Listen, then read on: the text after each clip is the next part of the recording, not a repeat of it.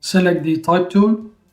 The font I'm using is Anton, the size 700 and the color white, and now left click and now type your text. Select the move tool, center your text layer, and then left click here and then select stroke. And now I'm going to change the fill type here to gradient. So here I can't see the stroke because of the color, so left click on the gradient. And now you can add the colors you want. So for example, double click here on this square here. And now I'm going to select this color here, the pink. Press OK. Now I'm going to increase the size of the stroke. This will control the position inside, outside, or center. So I'm going to leave it with the center.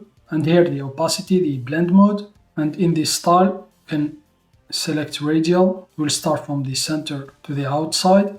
So I'm going to leave it to linear. And here also the angle.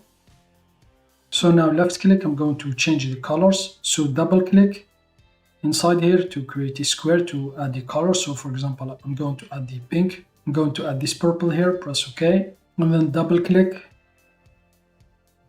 So I'm going to add this one here.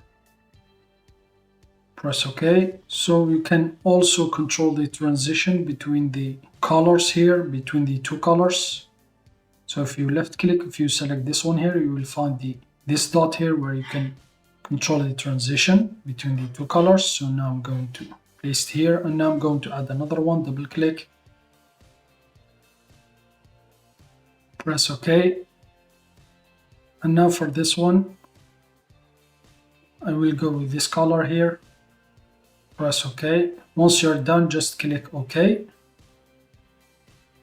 can still increase the size. Once you're done, press OK.